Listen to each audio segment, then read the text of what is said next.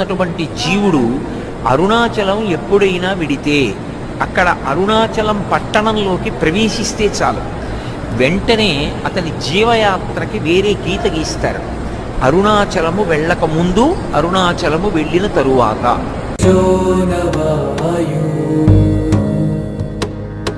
చిదానంద రూప శివోహం శివో